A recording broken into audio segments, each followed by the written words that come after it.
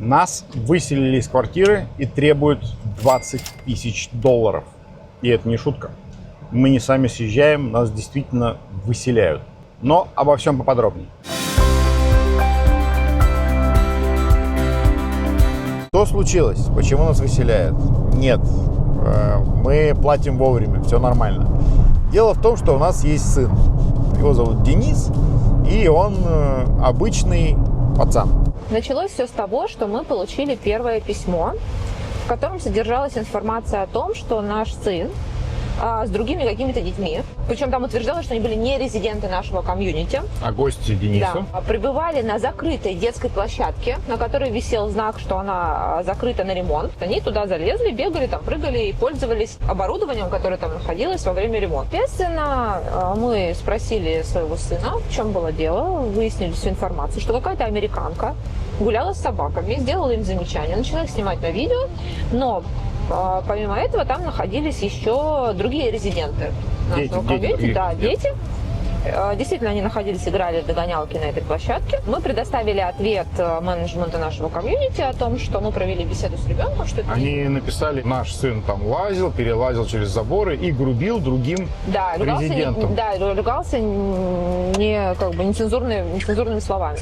И вот мы, в принципе, можем быть уверены в том, что он, может, и куда-то перелазил и где-то там играл, но то, что наш ребенок ругается нецензурно в отношении взрослых других резидентов, это вот как бы факт, который, в принципе, очень исключается. Плюс ко всему, у него есть видео, то есть он начал снимать ее в ответ, и весь диалог, в принципе, записан на его видео. О том, как там что было, что он отвечал, что она говорила. Соответственно, мы предоставили такой очень вежливый ответ о том, что мы провели беседу, это больше не повторится, мы ознакомились с правилами поведения еще раз. Но мы не признали. Да. И что мы указали, что там были еще другие резиденты, дети других резидентов, а не то, чтобы он привел с собой толпу, которая бы что-то ломала, бегала и вела себя непотребно. И вроде бы как бы ничего, но буквально через дней 10, наверное, да. Еще хочется уточнить, что письмо было не от арендодателя, а от юридической фирмы, да, с которой работает наш арендодатель. Да. То есть такой серьезный вопрос. Что типа в следующий раз мы вообще к вам применим вплоть до выселения. И буквально проходит там, наверное, дней 10, и мы получаем уже бумагу, не письмо, такое, что о том, что мы должны в течение 7 дней освободить квартиру, потому что наш ребенок нарушил в очередной раз правила, комьюнити.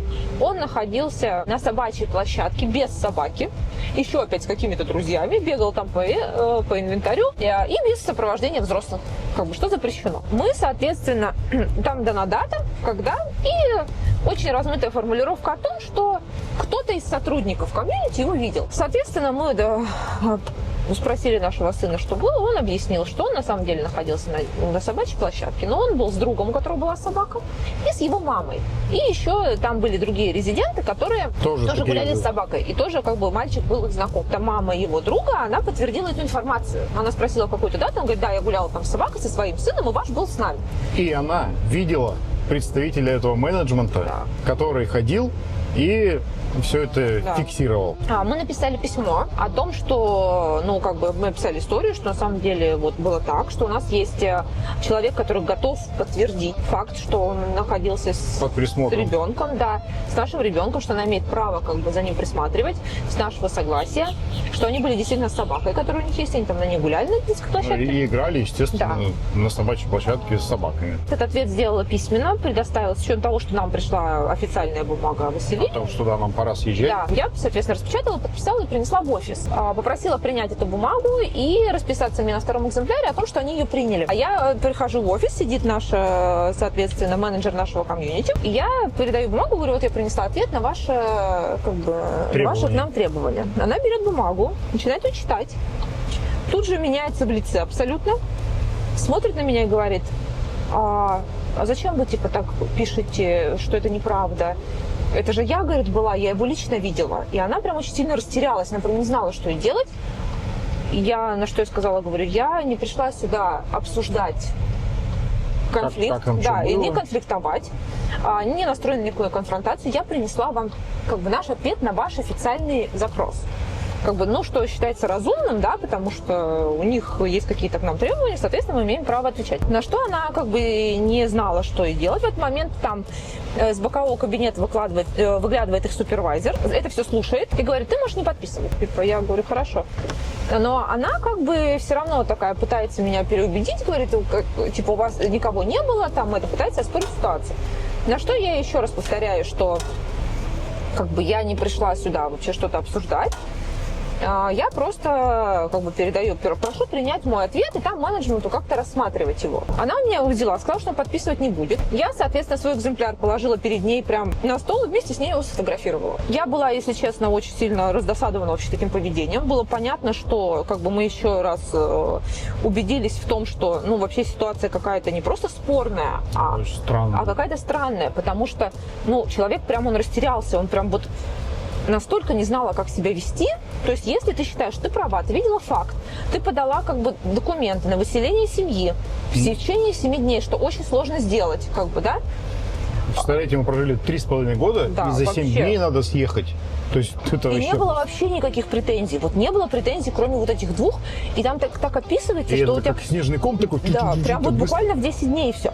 И это все так описывается, как будто вот этот ребенок, он постоянно нарушал правила, он чуть ли не там такой хулиган. И выглядит это странно. И самое интересное, что к другим резидентам детей нет таких претензий, хотя они находятся там вместе, делают то же самое, там, и еще что-то. Пока я шла домой, обсуждала эту вот ситуацию с мужем, мне приходит письмо от супервайзера нашего комьюнити. Электронное. Да, электронное. О том, что он, и это тоже, оно было очень странное, о том, что как же я так быстро ушла и не дала им возможность со мной поговорить. Упустила эту возможность. Подожди, он же тебе сказал, по-моему, что вопрос решен, типа, и вы выселяете. Нет, это он написал в письме. Окей. И типа, мы приняли ваше вот это, но вопрос, типа, этот вопрос не обсуждается, вы должны выехать. На что я как бы тут же ответила ему, что спасибо, конечно, что вы приняли, я могу считать, что это как бы зафайленная информация. Но я как бы хотела бы уточнить, что я не уходила, развернувшись о том, что там, да, что мне не дали возможность, там, я не дала вам возможность как бы обсудить ситуацию. Я ушла, потому что ваш сотрудник вел себя странно, непрофессионально, был настроен на конфронтацию. И вы ему сказали как бы не принимать ваши, говорю, личные слова, не принимать меня документ. Не подписывать. Не подписывать, да. И у меня ничего не оставалось, как я положила на стол бумагу и ушла. Но, кстати, когда вот эта вся ситуация произошла, помимо меня в офисе еще было несколько резидентов нашего комьюнити, что как бы, чтобы, ну, то есть они себя вели так и при других как бы, людях. Он тут же ответил мне, что да, это все типа принято, и все. И замолчал. И что вот это решение как бы неизменно. Ну вот, это решение неизменно. Хорошо. Соответственно, мы, ну, как бы времени мало, мы думали, что делать, мы решили съехать. Это было 10 февраля. Мы тут активно готовимся к переезду вынужденному. Я прикупил коробки, прикупил клоракс для очистки поверхностей, прикупил еще скотч, потому что мы приняли решение, что мы будем уезжать отсюда. С таким отношением нам не нравится здесь жить, неохота. Потому что сегодня была переписка в почте. Почему они так на нас ополчились, вообще непонятно. Мы решили съехать, мы пошли в соседнее комьюнити, мы посмотрели на сайте, что у них есть дом, который нам подходит, по цене, который нам подходит. Вообще мы до этого рассматривали, что вы туда хотели переехать, но как бы так получилось. Мы думали, мы подождем конца действия аренды, которая у нас полгода подходила, и спокойно переедем. Как обычно. Да, потому что здесь мы уже жили, в принципе, было бы практически 4 года, квартира нуждалась уже в ремонте, ну как бы, и нам нужно больше места.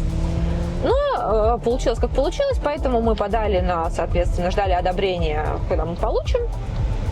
И у нас получалось, что мы получили одобрение буквально за 2 дня до того, как нам нужно съехать. Мы начали паковать вещи, и я обратилась, соответственно, письменно в комьюнити о том, что мы бы хотели еще 1 день лишний на переезд. 2, по-моему. 2, да, просили в итоге 2. Что мы съедем там не 18-го, а 20-го. Не 17-го, а 19-го. 19-го, да, 20-го я им вернула ключи. Вот. Они сказали, окей, да, это не проблема. Пока мы упаковывали вещи, собирали технику и все прочее, приходил Роман и замазывал стены. То есть у нас были высверлены кое-какие отверстия там, где-то под зеркало, где-то под картину, где-то еще под что-то. Он как мог это замазал, закрасил, и, в общем, ставили мы квартиру так, как она вот есть. Так, завтра мы планируем уже переезжать, поэтому у нас такой вообще бардак дома. Все в коробках, все уложено, почти все сложено. Кнопка. Роман сегодня приходил, снял все, что было у нас, все картины, все замазал. Еще во Флориде есть проблема плесени. Она образуется у всех, как ты ее не вычищай, как ты что с ней не делай, она все равно образуется. Наша задача минимизировать. Для этого у нас есть Clorox. Черт. Кончился. Едем в магазин.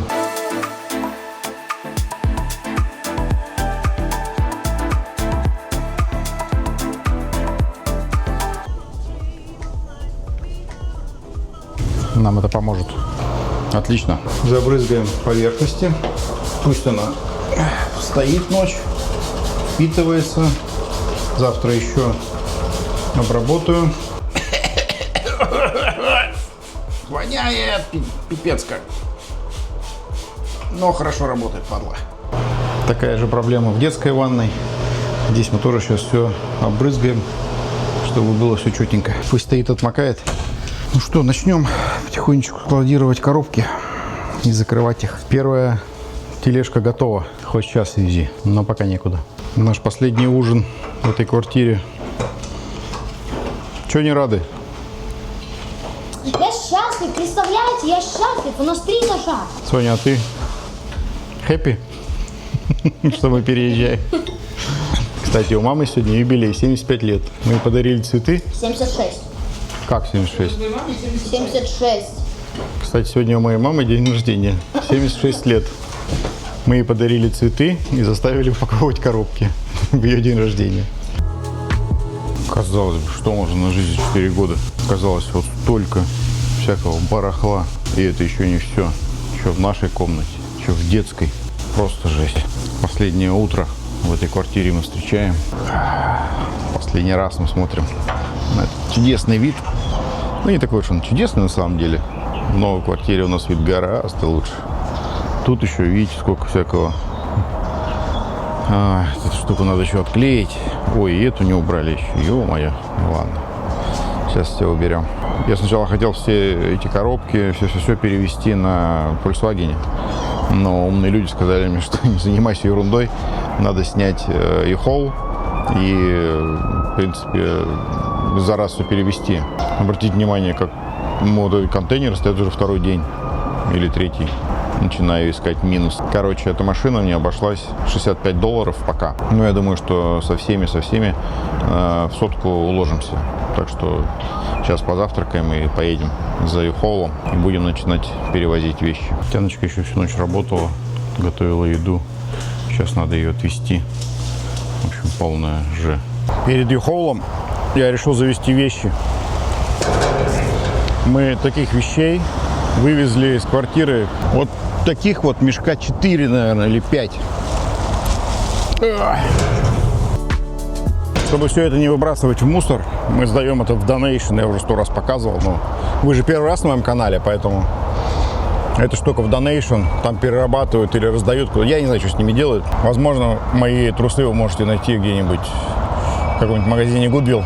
Why not? Приехал я в U-Haul. Где-то какая-то из этих машин моя. Я думаю, что вон та. Такую вот машинку мне дали.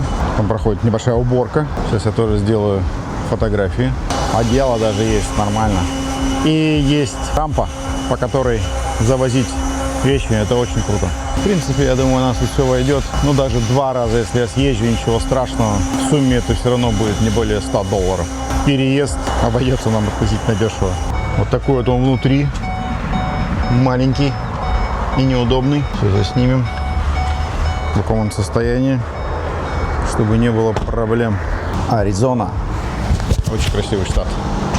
Работа в кархолинге научила меня делать инспекции для машин. И вам тоже на будущее, когда делаете инспекции, не жалейте память телефона, делайте как можно больше фотографий.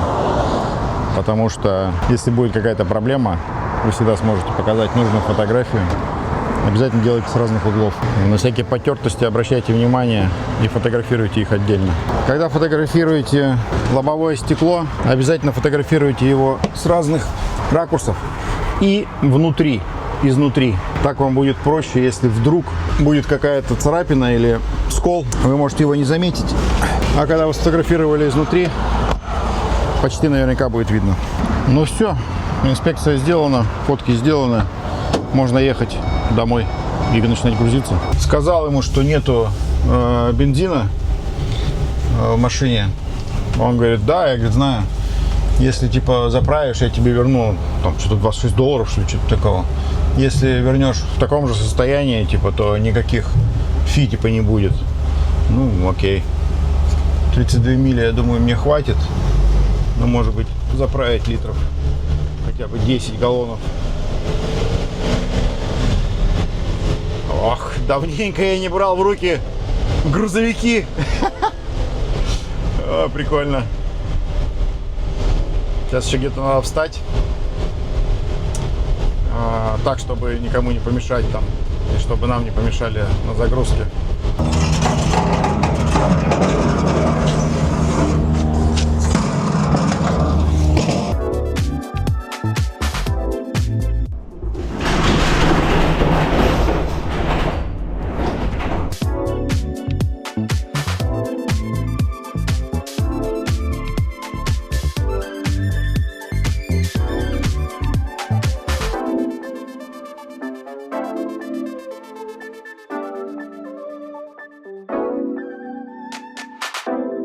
Так вот уже забита машина. Еще как бы куча места, конечно. А? Денисом, да. В основном. Ну что, сейчас будем укладывать все это.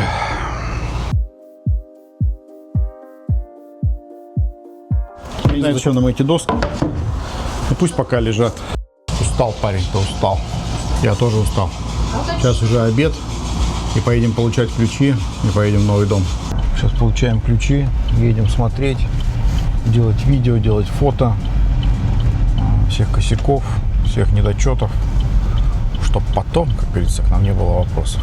Итак, вот наш новый дом, точнее дорога к нему, где-то здесь. Вот стулья стоят, дед бы уже сейчас перевез.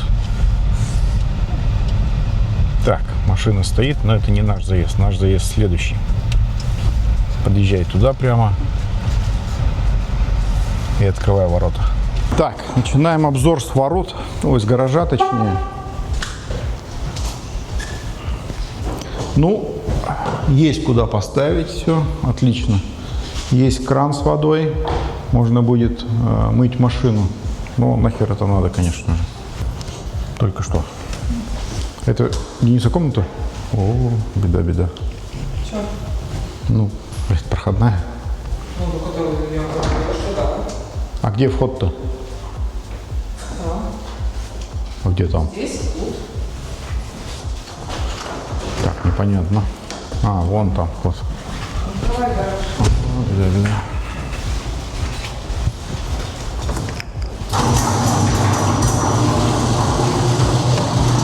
То есть вот так. Окей. То есть мы заходим. Придется разуваться? Да. Нормально. Поднимаемся. Куда по помытому? Беда. А?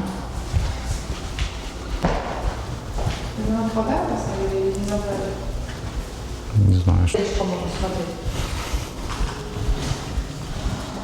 Еще глупость такая, да? Почему не спишь? Ну, идиотизм, блядь. Кухня. О, вот такой шикарный балкон вообще.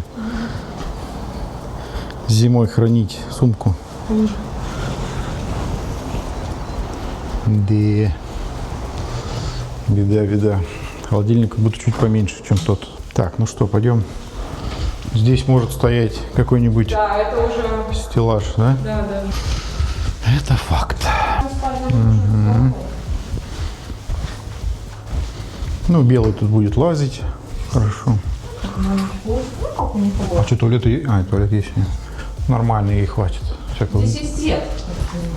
всякого говна. Ой, надо, кстати, люстру снять нам. Да, ванна здесь. Ну, ванна. Не, хорошая ванна, нормальная. Ну, у нас тоже. В принципе. Это стиралка. Такая, Да, в американском стиле. нормально. Это наша. Ой, как хорошо с вентилятором. Маленькая. Маленькая, да. Поэтому только Как бы нам тут вообще кровать-то ушла бы. Такой вот балкон. И такой замечательный вид. Ванная, душевая кабина. раковина. Ну, такой, как в отеле, да, как будто.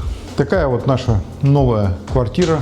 Сейчас я сделаю фотографии всего и будем дальше переезжать. Первая партия мы закончили. Принято решение волевое поехать сейчас туда, начать разгружать трак, потому что места уже нет. А еще надо... А мебель, короче, ставить просто некуда.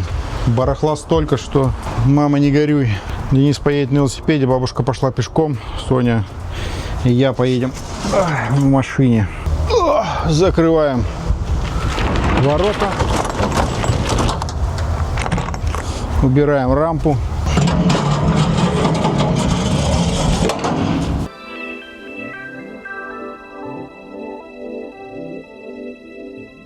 Все, сдаю U-Haul. Делаю опять кучу фотографий на всякий случай. Пошел сдавать. You all set, bro. Yeah, that's it. That's it. Have a good one, man. Have a good one. Мама нас сейчас отправляет и едет сама дальше. Если бы вы знали, друзья, как я заебался за эти 2 дня. Это просто пипец. Этот дом новый, в который мы едем, он мне вообще не нравится. Вообще просто. Потому что его проектировал очень знаменитый архитектор по фамилии Конченый. Просто вот Конченый. Ну что, welcome в нашу новую хрущевку. Та-дам! Прошу любить и жаловать. Таунхаус по проекту Конченого. Просто унылое говно. У меня сейчас задача номер 1 – это разобрать вот здесь вот все, чтобы вот это все вошло в гараж. Это прям number one.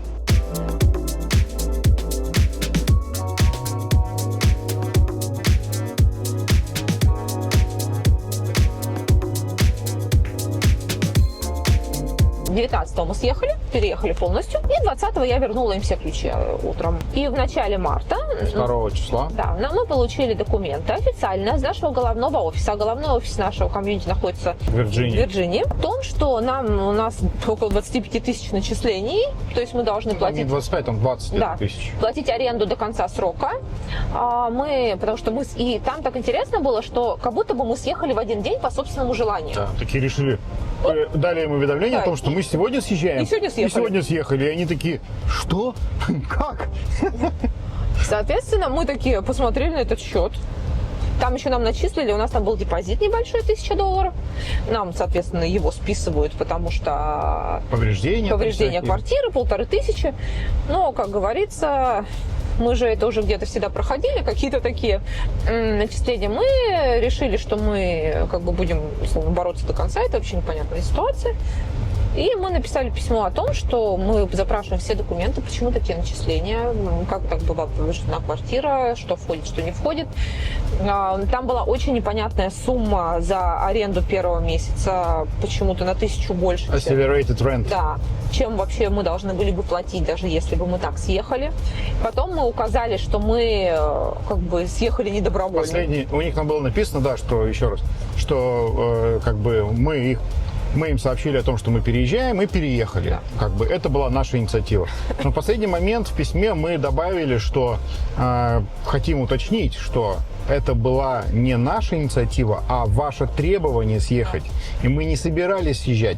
Мы просили оставить нас до конца срока аренды, на что вы нам отказали. Ну, точнее, менеджмент, который находится вот здесь в Боке. И это письмо мы отправили. И, соответственно, отправили письмо. У нас было 15 дней на оспаривание. Кстати, важный момент. Если вы попали в такую же ситуацию, имейте в виду, что после того, как вам арендодатель прислал письмо о том, что у вас есть какие-то повреждения, и он с вас хочет взыскать вот такую-то сумму, у вас есть 15 дней на официальный ответ. Если за 15 дней вы не ответите, то автоматически вы признаете свою вину. Более того, обратите внимание на то, что письмо может прийти как по почте, обязательно сертифицированной, то есть USPS, либо оно может прийти в электронном виде. В законе это прописано.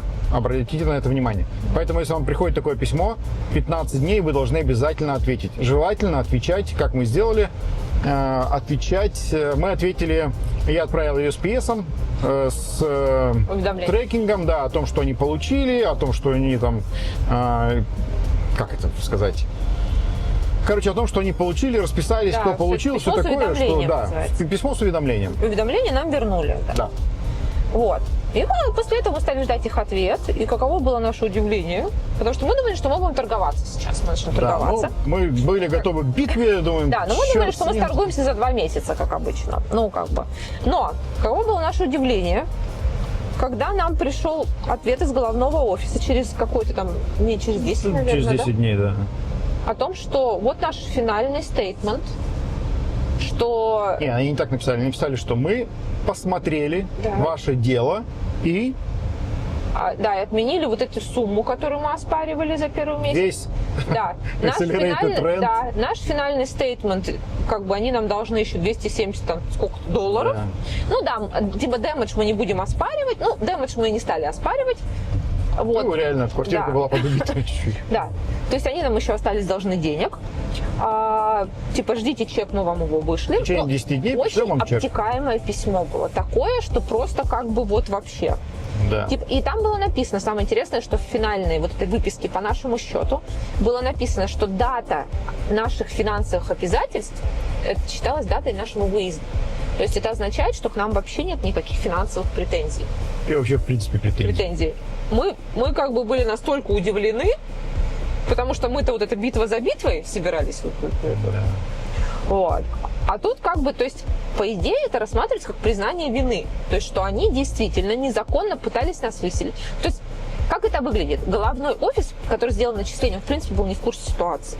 Да. То есть, они ему подали, что вот у нас какие-то такие-то съехали, вот, пожалуйста, делайте им начисление. Потому что офис в ВОКе начисления не делает. А когда головной офис увидел наше письмо и, видимо, вернулся к ним, Рассмотрел дело все это и Да, понял, что что было, там попахивает Да. не просто каким-то там съездом, а по идее, по закону они не имеют на это права. И это называется дискриминация дискриминация несовершеннолетних, да. несовершеннолетних. То есть они через ребенка, по сути, выселили семью.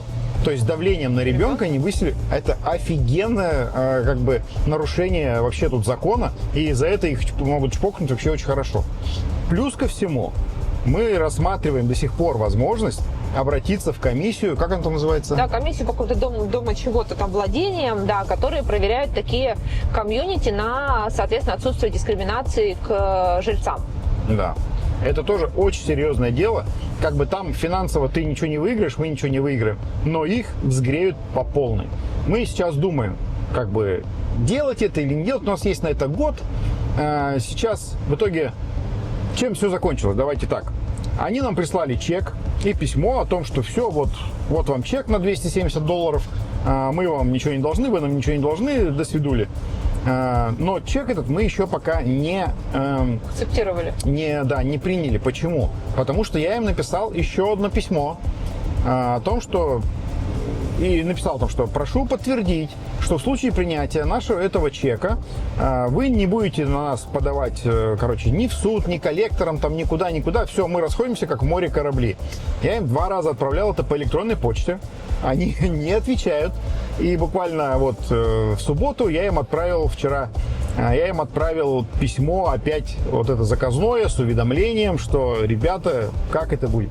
Посмотрим, что они нам ответят. И если они ответят, что да, типа все окей, мы примем этот чек и будем думать, обращаться ли нам в эту комиссию.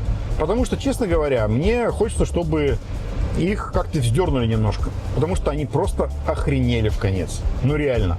Вот этот менеджмент, который здесь сидит, он немножко такой. Вот. Поэтому... Туповатый. Ну да. Хотел быть политкорректным, но видишь. Вот. Поэтому будем думать. Ну и в завершении хочется сказать, что никогда не надо бояться отстаивать свои права, потому что эта страна как бы на этом строится. Здесь всегда пытаются как бы... На дурака вкинуть? Да, и как получится. То есть в большинстве случаев считается, что если ты иммигрант, но ты, возможно, не знаешь закон, или ты не хочешь боишься связываться, что это дорого, что большие корпорации, вот они как бы со своими юристами и так далее и тому подобное. На самом деле, как показывает наша практика дважды, да, это не так иногда работает, да, когда ты знаешь, что действительно тебе просто пытаются пришить белыми нитками то, что, в принципе, вообще является незаконным, да. Иногда бывает достаточно одного письма, как показала практика. И все отменяется, все эти. Поэтому боритесь Никогда не сдавайтесь и не бойтесь. Плюс сейчас есть куча помощников, совершенно бесплатных, ну или условно бесплатных, в виде чатов GPT и прочих всяких там нейросетей. Сначала мне казалось, что этот дом, в который мы переехали, это американская хрущевка, в которой нам будет неуютно, неудобно. Но сейчас я понимаю, что все, что не делается, все к лучшему. И то, что нас выселили, к лучшему. То, что мы переехали в этот дом, просто замечательно. С каждым днем нам нравится все больше и больше. Мы все больше и больше к нему привыкаем и как бы понимаем, что это именно то место, куда мы хотели переехать. Но следующая наша цель – это все-таки свой дом. Поэтому делаем выводы. Всем спасибо, что смотрели. Подписывайтесь на канал, ставьте лайки, пишите ваши комментарии. Как вам такая американская мечта?